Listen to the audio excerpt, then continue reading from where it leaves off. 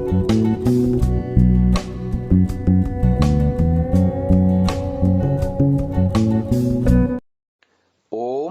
नमस्ते जी।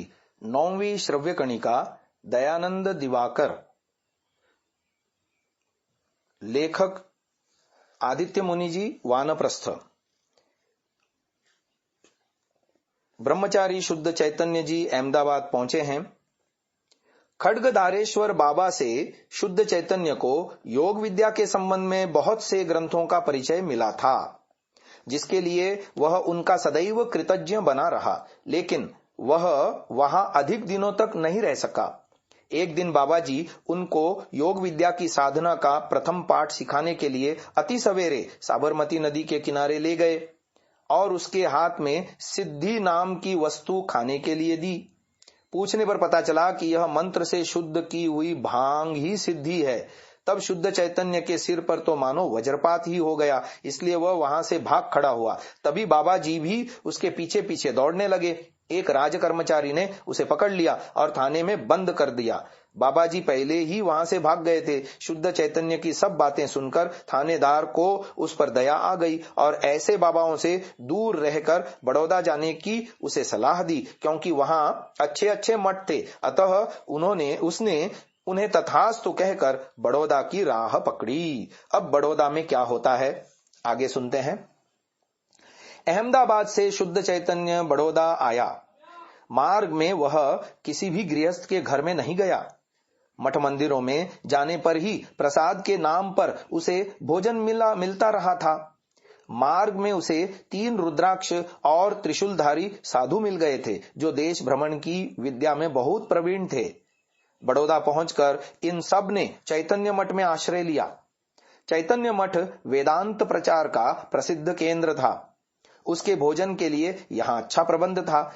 अधिकांश सन्यासी यहाँ शंकराचार्य के एकांताद्वैतवादी थे, लेकिन शुद्ध चैतन्य का वहां सभी संप्रदायों के सन्यासियों और सिद्धांतों से परिचय हुआ था। उसे वहां बहुत से गुरु मिले थे, जो सभी उसे पुत्र की दृष्टि से देखते थे। सभी ने उसे वेदांत के भिन्न भिन्न भाष्य पढ़ाए थे।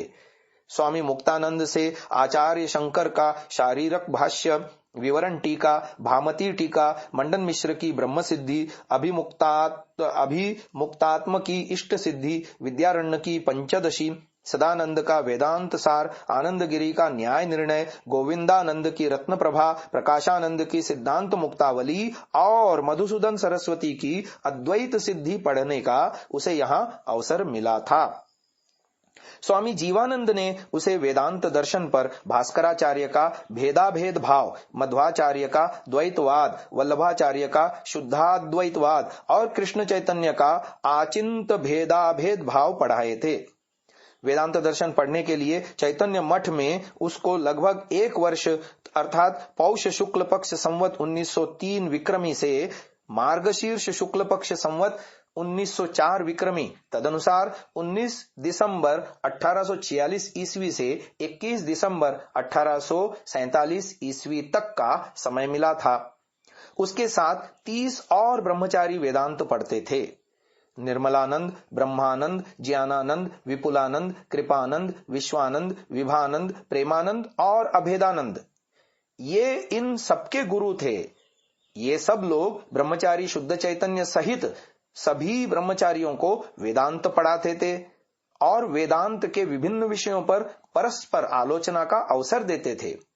जीव और ब्रह्म के एकत्व पर ही अधिक आलोचना होती थी, जिससे शुद्ध चैतन्य को भी ऐसा निश्चय हो गया था कि मैं ब्रह्म हूं, अर्थात जीव ब्रह्म एक हैं। इसी समय गौरी देवी, काशी की रहने वाली एक साधु माता।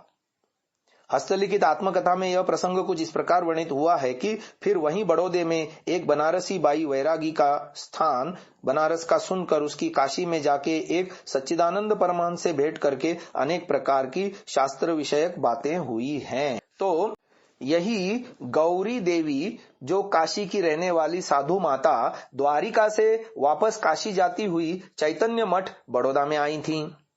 3 दिन चैतन्य मठ में रहते हुए उसने वेदांत पर सभी ब्रह्मचारियों की आलोचना सुनी थी। वहां से जाते समय उसने सभी ब्रह्मचारियों से कहा था कि यहाँ बड़ौदा में वेदांत पर आलोचना नाम मात्र की ही होती है। मेरी काशी में तो वेदांत के दिग्गज पंडित हर महीने वेदांत पर आलोचना करते हैं। आगामी वार्षिक सभा में वहां भारत के विभिन्न प्रांतों से पंडित लोग और विभिन्न मठों के साधु सन्यासी लोग आएंगे, अतः उसे सुनने के लिए वहां पहुंचना चाहिए। तब दक्षिण मठ का ब्रह्मचारी शुद्ध चैतन्य अपने अन्य 3 साथी ब्रह्मचारियों उत्तर मठ के विभवानंद, पूर्व मठ के कृपा प्रकाश और पश्चिम मठ के भक्ति स्वरूप के साथ वाराणसी के लिए प्रस्थित हो गए। शुद्ध चैतन्य को बड़ौदा में किसी योग सिद्ध साधु पुरुष का संधान नहीं मिला था। वाराणसी में इसका संधान अवश्य मिलेगा। इस आशा से वह संभवतः पौष शुक्ल पक्ष संवत 1904 विक्रमी यानी जनवरी 1848 ईस्वी में किसी समय वाराणसी पहुंच गया था। अब आगे बात आती है काशी यानी वाराणसी में। वाराणसी आकर ये लोग दशाश्वमेध घाट के निकट साधु आवास में ठहरे थे। भोजन का प्रबंध जयपुराधीश के राजगृह में से होता था। यह राजगृह मान मंदिर वाराणसी के परिसर में स्थित था, जहां विद्यार्थियों के रहने एवं भोजन की व्यवस्था जयपुर राज्य की ओर से रहती थी। वेदांत विषय पर आलोचना भिन्न भिन्न स्थानों पर होती थी। उन सभी आलोचनाओं से शुद्ध चैतन्य ने समझ लिया था कि अन्यान्य दर्शन शास्त्रों में भी अधिकार रखना चाहिए और व्याकरण शास्त्र को और अच्छी तरह पढ़ना चाहिए। उसने यह भी देख लिया था कि वाराणसी में तीर्थ यात्रियों का अंत नहीं है, पंडितों का भी अंत नहीं है और साधु सन्यासियों का भी अंत नहीं है। वह और अन्य तीनों ब्रह्मचारी वाराणसी आकर उपनिषद, दर्शन और व्याकरण पढ़ने लगे। पंडित रामनिरंजन शास्त्री से वैशेषिक और न्याय, पंडित विश्वंभर तर्क रत्न से सांख्य और योग, पंडित हरप्रसाद विद्यारत्न से पूर्व मीमांसा और उत्तर मीमांसा तथा पंडित रासमोहन सिद्धांत वागीश से व्याकरण पढ़ने लगे। पंडित वर ज्वालादत्त शर्मा ने हमसे कहा था कि दयानंद ने काशी में रामनिरंजन शास्त्री से कुछ काल तक कौमुदी और न्याय शास्त्र पढ़ा था। ये देवेंद्रनाथ मुखोपाध्याय का बांग्ला दयानंद चरित्र का भाषानुवाद पृष्ठ संख्या 116 पर अंकित वाक्य हैं। बाद में अन्य 3 ब्रह्मचारी शुद्ध चैतन्य का साथ छोड़कर प्रयाग चले गए। शुद्ध चैतन्य अकेला ही वाराणसी में रहकर पंडितों से भिन्न भिन्न व्याकरण के पाठ पढ़ने लगा।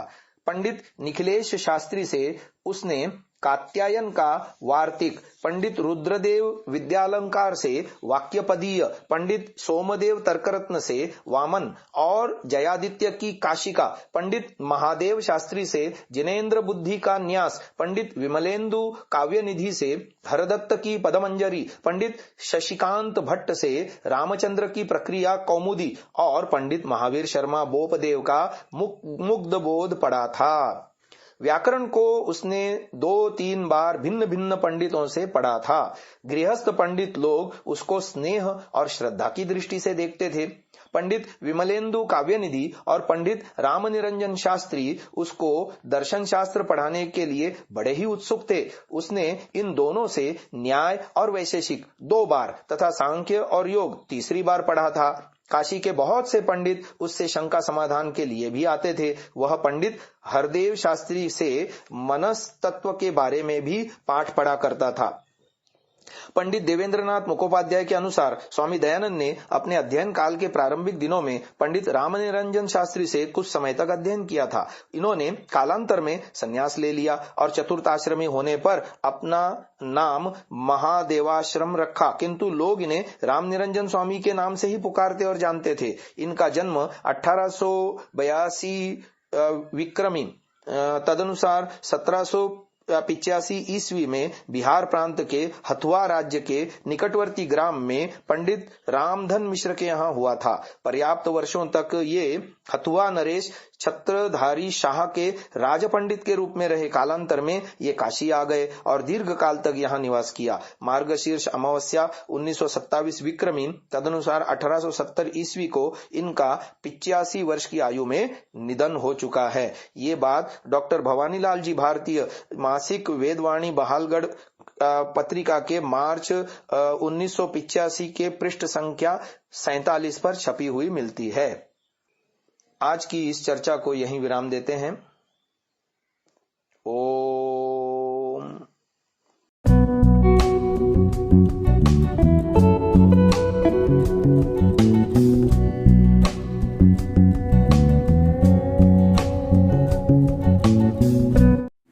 डाउनलोड सांसा ऐप आरवीरदल ऐप, विजिट sansa.org, rvirdal.in।